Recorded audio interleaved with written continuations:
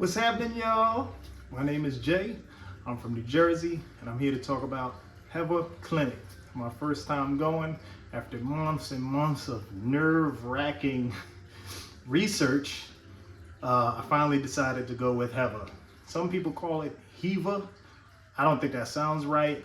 There's like no, whatever you call that, hyphen, apostrophe. To me, it spells HEVA and it sounds like HEVA. So I call it HEVA, just so y'all know. So I'm trying not to make this video too long, but it's probably gonna be a little bit longer than I'm expecting it to be. But I'm gonna just try to keep it real with y'all, be honest. I'm not gonna BS y'all. I'm gonna tell y'all my honest opinion about this place, at least up until now. And don't worry, a little bit later I'm gonna zoom in on my head so you can see. But right now I am 4 days post-operation, and then I'll show you the back and the sides as well. But I'm gonna let y'all know, I'm gonna start from like my flight all the way until I left and came home. So if you want to skip ahead to like more details about when I get to the clinic and the procedure, you can do so. But I do just want to let you know you might learn some tips. So I advise you not to skip ahead, because there are some things that I didn't know before I got there that I wish I had have known. So I'm so sorry. I hope I don't leave anything out. I don't think I am.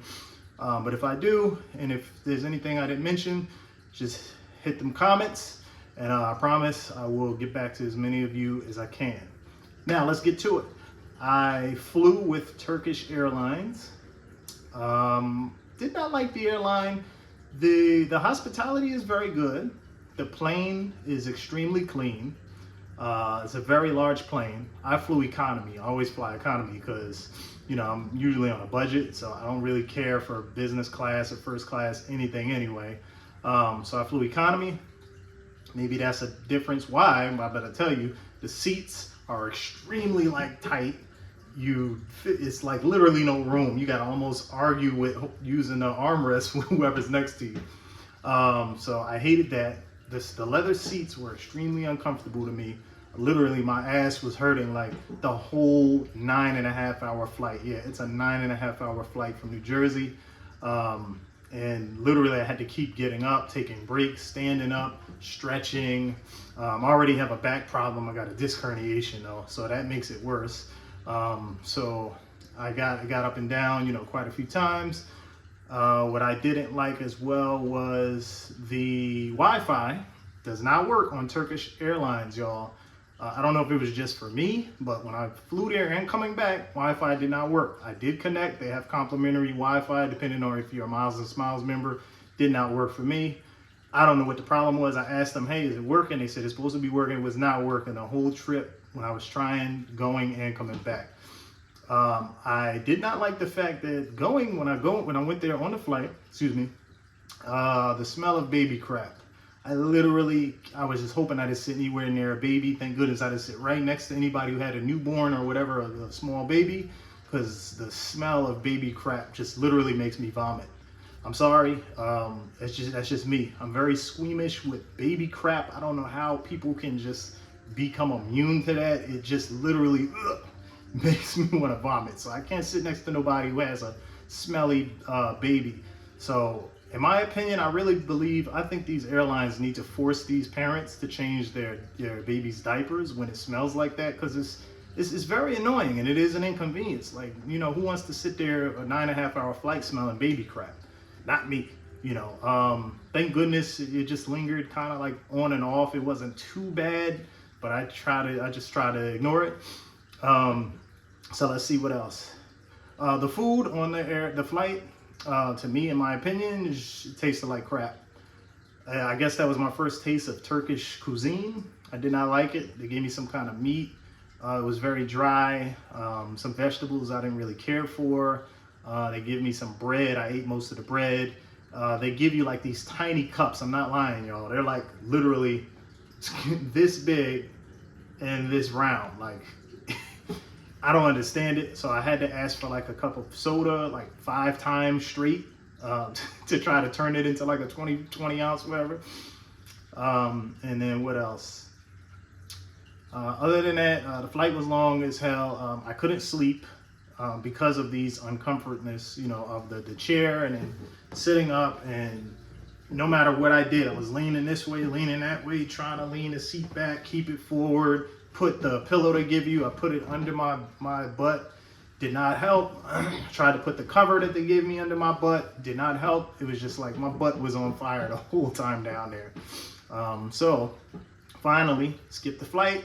I'm there. I'm in Turkey. The airport is extremely large. One of the biggest airports I've ever seen.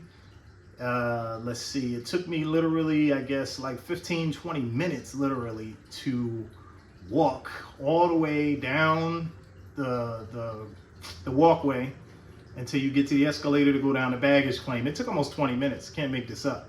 Waited about 10, 15 minutes, got my baggage, you know, went through to go out. Excuse me. So I was very hungry because, like I said, I didn't eat. I didn't like the food on the flight. So they had Popeyes there in the airport, which I was like, oh, thank goodness. And I know, you know, it tastes different. I figured it would taste different because in another country, you know, they usually use different ingredients, cook food different way. So what I did like was the food was very good. I got a chicken sandwich, French fries, and a soda. It was very good. What I didn't like was it was very expensive, pretty much American prices, you know, even for an airport. You know, airports usually always high. They charged me $15 US, and I didn't really like that, but I was very hungry, so I just bought it. I said, whatever. I was like, if the prices was like that, I'm probably not gonna really spend too much money to eat while I was out there anyway, which I didn't. So I walked to the gate. They tell you before you arrive, you know, you talk to the consultants through WhatsApp, your medical consultant, and the people who work at the clinic, and they tell you, they message you, you know, let you know what you're going to be doing before you arrive. Hey, go to this gate. The driver will see you, or if you get there, you don't see him, just message him, and then they'll be like, oh, okay, yeah, I see you. You walk over, usually, I guess, when it was with me, I walked over with a big group of people. He took like maybe 15 people. We went across the street with our luggage, took an elevator upstairs to a parking lot, and they said, wait a little bit, couple minutes, and then they tell you each who's going where. I guess it depends on the hotel, so I rode in a van by myself.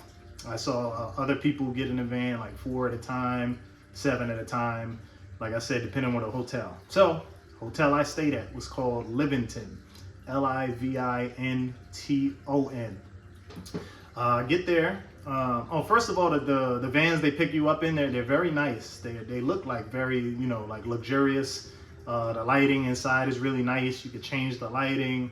I'm assuming they have music and stuff because they had like a radio and a control you could use, but I didn't care for that because I was extremely tired. So I was like dozing in and out of sleep, and you know, the guy didn't really speak English too well, so it didn't matter anyway. It wasn't like I conversate with him. I just knew. He said, hey, Livingston. I said, yeah, let's go. So what I didn't like as well, the trip from the airport to the hotel took almost 1 hour. I don't know why it took that long.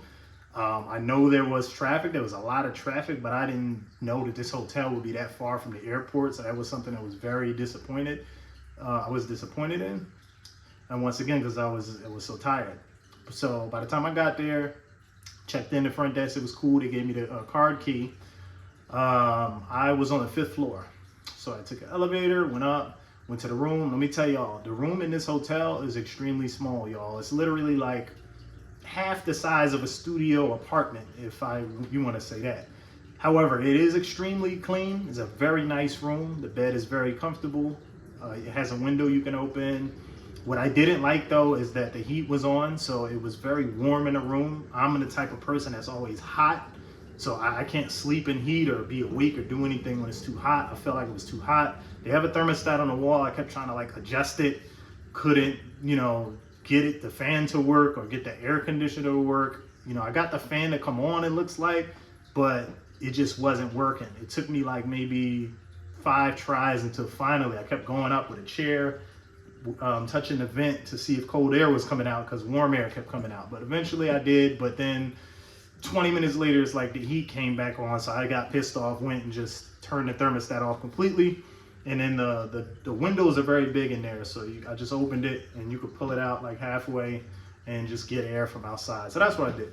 So I I forgot to mention I have insomnia, so I take medication to go to sleep. So that was the only way I was going to be able to sleep. So I had to take my pill, knocked out. Oh, but I forgot to tell you, I'm so sorry. Before that, I didn't realize when I got to Turkey that they don't use like standard American plugs, you know, the 2-prong. They have some kind of adapter. It's like a Turkish adapter. I'm so sorry I don't have it. But before you go, if you're especially coming from the US, you know, you need to have a special adapter for Turkey. So you can plug it in and then plug your cell phone in, iPhone, Android, whatever, because you can't just plug a regular American plug into their outlets. Thankfully, I went downstairs and asked the reception if they had an adapter, and they lent me one. So they let me borrow it for my entire trip while I was down there. And what I did like about it too was that it had like a plug on it, the regular plug, another plug underneath, and a USB adapter, one for I think Android, one for iPhone as well. So I like the fact that it had USB because I brought my Amazon Fire Stick with me, because I can't go anywhere without my Fire Stick. I gotta have my movies and TV, and I knew, like, you know, a lot of time I was probably gonna be in a hotel room. So after that, blah blah blah, like I said, went to sleep, woke up. They picked me up early in the morning, I think like 8 o'clock. They take you to what I call the headquarters, because people get confused. So you go to the actual headquarters. This is not where they do the procedure. This is where they do the initial consultation. So you go there. I will say this, like I've seen a lot of people in these videos say, these people at HEVA are extremely friendly. They are very friendly. They're very welcoming. Their headquarters is like top-notch, beautiful. It looks like a newly remodeled like a hospital. It's just beautiful in there. Picture like a luxurious like salon, you know, like those salons that women go to. Like picture something in Beverly Hills. It kind of looks like that. It's very luxurious. They have statues, nice, clean, comfortable chairs. There's a juice bar there, so you can get like complimentary milkshakes or smoothies while you wait. They have manuals that says like HEVA Clinic, and it's a big thick manual. I'm sorry I don't have pictures of it, but it's a thick manual. It just tells you in detail about everything if you want to look through that. But I didn't really have time to look through it because, you know, they greet you as soon as you get there. You go sit down, they bring you to the waiting area. There was about 4 other guys there, black guys. I don't know, like if you're first time learning about this, but I think it's 90% of their clients, they say, are black. So, and they specialize in Afro hair. So this is another reason why I chose to go there, because I've seen a lot of the results from a lot of black guys, you know, on their YouTube videos who went to HEVA, and they looked really good. So that's why I chose them, one of the main reasons. So they bring you these papers. They ask you, do you have any allergies? Do you have like any diseases? And, you know, stuff like that. And then they ask you, you know, general info, your name, your age, where you came from, you know, why did you come there? Just general stuff like that. It's like maybe 2 or 3 pages. You got to sign stuff off. And then what they do is you wait a little bit, then they bring you into a room. There's like several rooms down there. I guess there's different consultants or maybe doctors all have their own rooms. So I went in a room with the doctor who I was assigned to. So this is where I'm going to get into the packages that they offer. So this is what I don't see a lot of other YouTubers talking about. So they have 2 packages, but I hear they don't offer this for a reason too, so I'm going to tell you why. But before I went down there, my initial consultation was through WhatsApp. Usually that's how it goes. You tell them what you want, you send them your photos, and then they tell you pretty much what the deal is. So they offer me 2 packages, a silver package and a gold package. So the silver package was, I believe they quoted me $2,800, and the gold package was $3,500. You know, I know that's a big difference. So the only major difference I believe in these 2 packages is the silver package, the technicians are the ones who perform like the whole procedure. If you go with the gold package, an actual head surgeon does the procedure. So from what my consultant told me is the head surgeon has, you know, they have way more experience. Like 10, 15 years of experience working with Afro hair, as opposed to the technicians who are like newly graduated, have minimum like 2 to 4 or 5 years experience, which doesn't necessarily mean they're bad or they're not going to do a good job. Just me personally, I decided to go with the gold package because, you know, for, you know, peace of mind, to just know an actual head surgeon is going to do it. So I went with gold. And so I'm here in the doctor's office. She comes over, she draws the first line. That's what they do. They take like a little white chalk or whatever, it looks like something white, like white out, and they just draw it right over. And then they ask you, they should give you a mirror. They say, hey, you know, do you like it? Do you want it? Where do you want it? Does it look good? Whatever. So with me, don't worry guys, later on, like when I give updates, I'm going to do like monthly updates and show you my progress, and I'm going to add photos in my upcoming videos so you can see like all my befores too, and you know, the after and the process, you know. But so what I told them was, when I got down there, I wanted them to do my hairline, because my hairline was like, please, it was like here, gone, completely gone. And my crown, which never grows hair, it's just, I learned it's genetic, you know, through my family. It was, my father was bald, my uncle was bald, his brother, my grandmother was bald, my my uncle and my father's mother, and my father's father was bald. So I'm like, this just got to be in the freaking family. So I tried any and everything. Trust me, guys. Before I decided to go with this hair transplant, I tried everything. The derma roller, I tried finasteride or whatever, the minoxidil and hair pills and oils and any and everything you could think of. I tried. It did not work, and I said, you know what, this has got to be my last resort. So so I'm talking to the doctor. She's pretty cool. She's a Turkish lady. The only thing that's kind of difficult is majority of the workers, they speak Turkish. There's only a handful of people who speak English, so my doctor had to have a translator translate everything that I was saying. So the translator I talked to was very nice. She was cool. She explained to me what the doctor said and what I told her. So I told the doctor my hairline was so far back it was gone. I wanted it to be like kind of where you could see it from a distance now, like where it is. But I'm telling y'all, it was like way up here. So I was like, listen, she drew it first too high. And I told her, I said, listen, I've seen a lot of YouTube videos and their Instagram pages where black guys, they give them their hairlines, they come in there bald, and their hairlines are, when they draw the line and they get the procedure done, the scabbing is still too high, letting me know like, hey, their hairline is still way too high.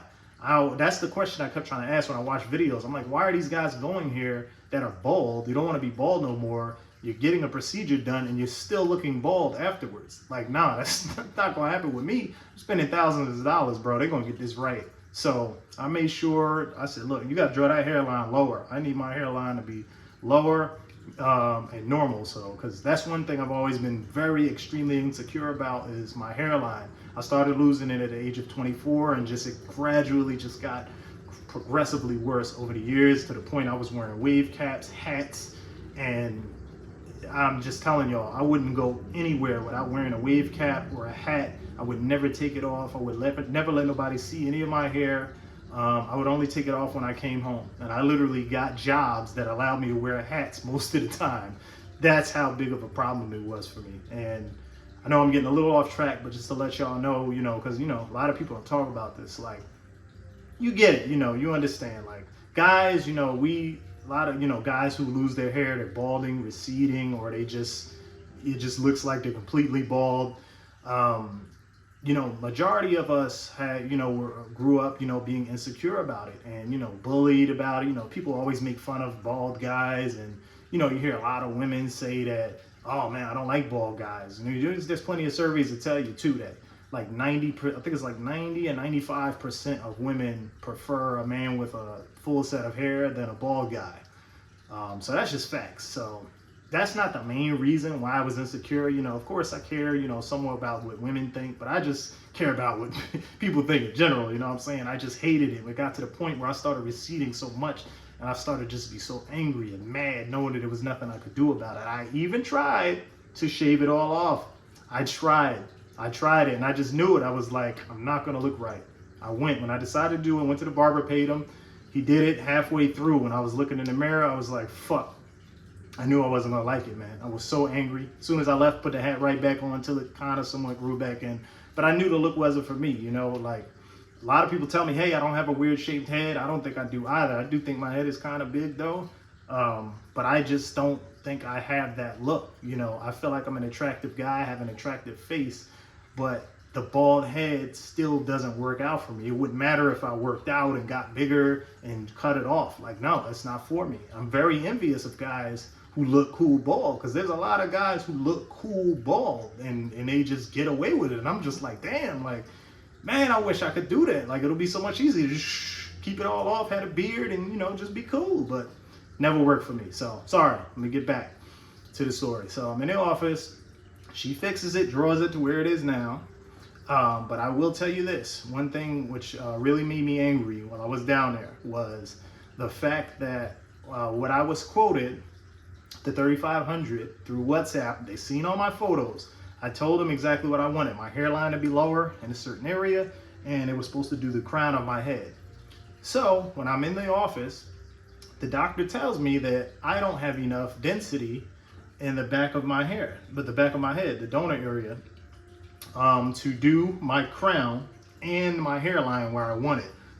She said my hairline would have to be higher, and, you know, she did a little more further back here, and to do the crown. I said, what about the beard? Can you do beard extraction and, you know, use that as donor in the back? And she said, no, it wouldn't work as long as I wanted my hairline lower. So that made me extremely angry. So I had to compromise, because I'm like, yo, bro, I spent almost $1,000 for a round trip to Turkey, and I'm here, I'm already down there. I'm like, it took me such a while. I'm sorry, y'all. I was so mad. I was pissed. But I was just like, you know what, whatever, screw it. You know, I'm here, I gotta compromise. Because I honestly, when it came to me, I didn't want to do a second session. They did tell me this now. I will tell y'all this. They told me on WhatsApp when I sent the photos that they did tell me they were going to work primarily on my hairline and my crown, but it's not going to be a guarantee it's going to be the way I want it. So when I get there, lo and behold, she says, oh, you don't have enough donor hair. So I had to settle for the hairline and a little bit of the hair back behind the hairline. And unfortunately, I didn't get my freaking crown done. So I have to do that in the near future. They said, I think 5-6 months after it heals and grows back the donor area, then I can go and get the crown done. They said they would give me a discount. But one thing I did not like was that I really feel like they should have compromised with me, because I paid for a package that was supposed to include the hairline and the crown. And this is how they save themselves. They tell you it's not guaranteed.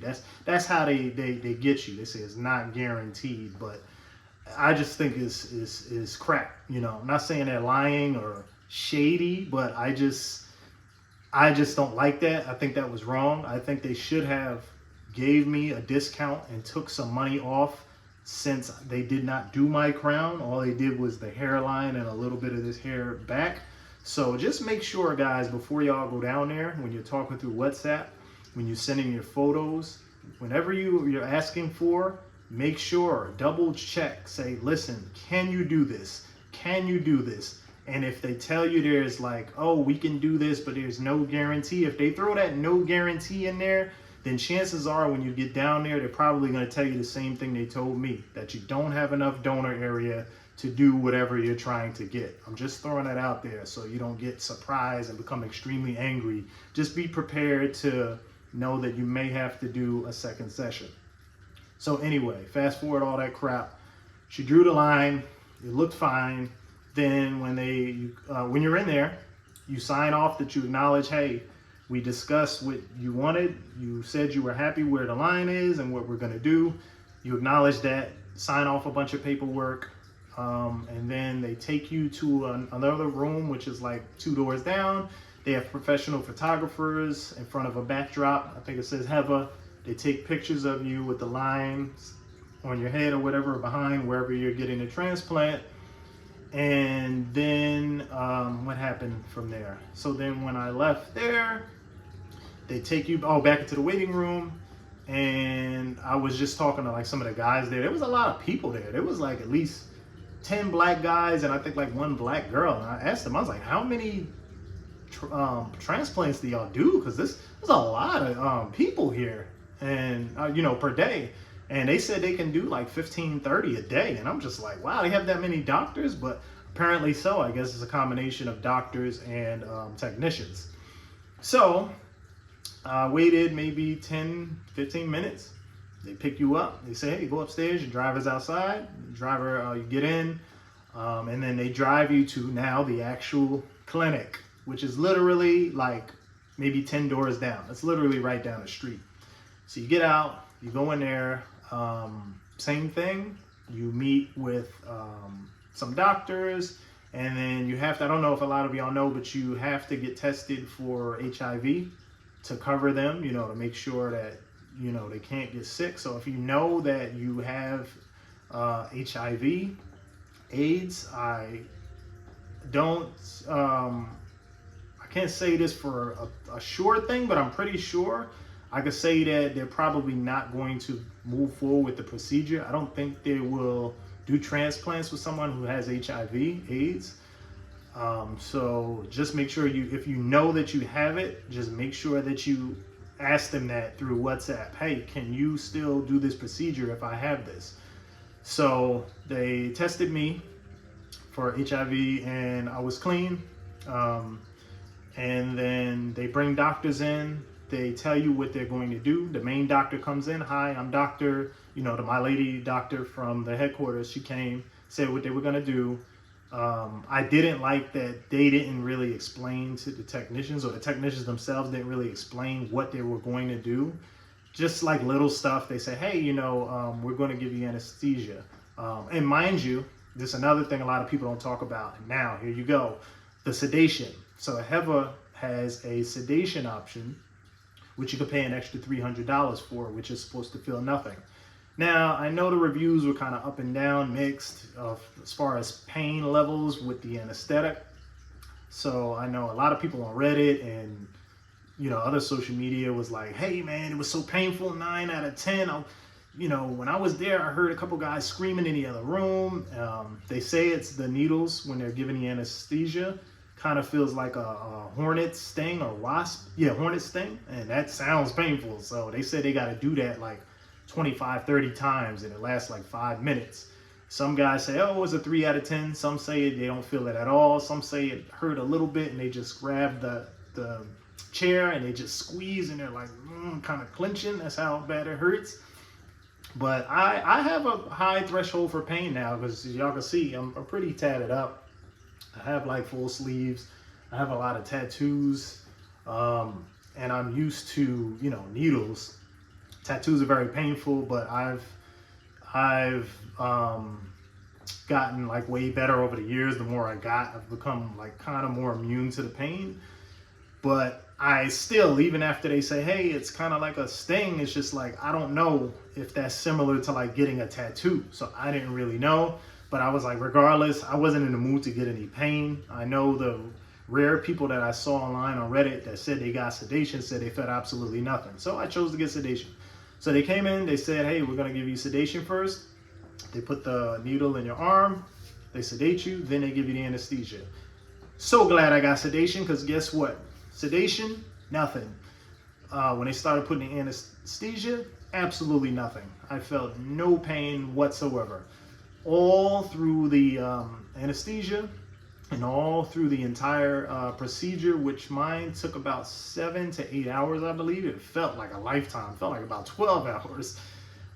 So the 2 technicians, all right, sometimes there's multiple technicians that work on your head at the same time. So there was 2 technicians that started on my head, and they started first. Oh, I'm skipping way ahead. I'm so sorry. Before the anesthesia and the sedation, they shave your head, of course. That's what I forgot. Sorry about that, y'all. But they shave the area, donor area, wherever it is, and whatever hair that's left in other areas, and they just don't shave the line in the area where they're gonna do the procedure. So they start working on my head, whatever, and you feel like you don't feel the pain, but you kind of feel like a little bit of the pressure. You can feel it. What they're doing is like zzz, zzz, zzz, zzz. You hear the little needle, zzz, zzz, zzz, or rubbing sometimes, zzz, like a tattoo needle. That's what it sounds like and kind of feels like. And just like, it just feels like they're doing it nonstop, nonstop, nonstop. You're just like, oh my goodness. So you're just, you're laying there, you're laying back on the table. Sometimes they move your head to the left, move your head to the right, move your head up, turn over. Then they have the chair, it like automatically lifts up sometimes. They might tell you to face down, then they'll tell you to turn over on your back. And then it gets to some kind of process where they take this water spray bottle and they constantly like spray in the back of your head, like psh, psh, psh, psh, psh. I don't know what that's for, but they keep doing it. Psh, psh, psh. Then they come in with the needle again, zoop, zoop, zoop, zoop, zoop, the two technicians that I had. Then my head surgeon, my doctor, the lady, she would come in periodically and check what they were doing. And then she would get behind me and start doing some stuff too. Like, honestly, I can't tell y'all if she was doing the incisions or the extractions or doing the actual, surgery, placing the hair. But she did have her hands in it. She did come in several times. I can't say she did the entire procedure because she didn't. That's what I was kind of misinformed about too, or just maybe got confused because I thought it was gonna be the head surgeon like doing the whole thing, but apparently that's not the case. So majority of the time, the technicians, it was a guy and a girl who did the whole procedure. I would say like maybe 70% of the procedure, and maybe the head surgeon did about 30% of the procedure. So finally, when they finished, you get up, you're helping like wiping the blood and all of that. You lean up and then they bandage your entire head. It's like this big white bandage they wrap around. And then, what am I skipping? I'm so sorry, y'all. I'm skipping something. Yeah. No, they don't bandage it yet. They what do they do? They put something, they spray it with water and they put something. I think they put some kind of solution or something on it before they bandage it. So then they bandage it up. And then they tell you, hey, you can't have some bleeding the first night, usually through the back of where the donor area is, where a lot of people get it, back of the head. They said it's going to be some leakage, but don't worry, it's fine. And so I still, after the surgery, I didn't feel any pain at all. No, it was kind of like, what do they call that? That kind of stiffness, you feel like this, you got stiff neck, because all of it. That's what you kind of feel like. You can't really turn your head like this freely. You kind of like turn like this to the left and to the right. That's how you feel it. And they tell you to be extremely careful. You can't hit your head anywhere the transplanted area. Don't bump it. Don't put a shirt over it that's going to rub over it. At all costs, they're going to tell you this to make sure. They give you like a travel pillow, a neck pillow. What I don't like about it is it's not an actual like comfortable fabric with like cotton in it, whatever, or a memory foam. It's literally like an air neck pillow. Like it's filled with air. So it's very uncomfortable. You just slide it over. They tell you how to do it. Then they give you, oh, here it is, sorry. So they give you like 1,000,000 pills, which I hate because I already take medication. And I don't like taking a lot of stuff. So I'm gonna just show you some of this stuff, something called cipronatin, if I'm pronouncing it right, or Cipro for short. They give you another pill called Lanzatin.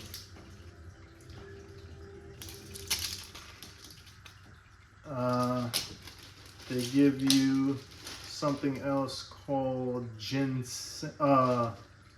I think I'm saying that right. Prednol. They give you these. They give you something called Cipronet. Oh, that's the Cipro, the other box from the box. They give you Coraspin, if I'm saying that right, or Coraspin. They give you painkillers, which looks like this. I don't know the name of it because it's kind of cut off, but they give you painkillers. And Then they tell you to take these things, how to take it. You know, they're always going to communicate with you through WhatsApp. Sometimes it's a little hard to get in touch with your medical consultant, depending who it is, because they're not always available because they got a lot of clients, which is understandable. So just know that I guess they're trying their best to get in touch with you. But they're going to tell you how to take all of these pills and what they're for. They're going to WhatsApp message you and tell you what it's for. Like, you know, one of these is for if your stomach is hurting. One of them is for if you get a headache. One of them is for like numbing and swelling, you know, the painkillers, and something is, I think something else for antibiotics, but they tell you how to take it. So I left and I was exhausted. Let me tell you, I was exhausted. And I'm gonna tell you, I was so exhausted. Once again, I could not sleep when I went back to the hotel.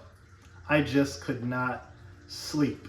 So in the middle of the night, I decided to go out and try to get something to eat. There is food at that hotel. I didn't really look at the menu because when I got the food on the Turkish Airlines, I didn't like it. I was like, oh, the food's probably gonna taste similar here. But I was like, whatever, let me go out. I walked around a corner somewhere and found some restaurant. I ordered like a lamb, some kind of lamb gyro or something with pita bread. It came with all these vegetables and stuff.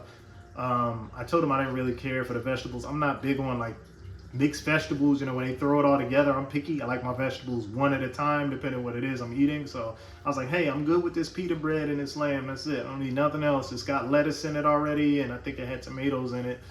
So it was terrible. They charged me $7 US, which, I mean, it wasn't too bad for that. And the soda was like $2.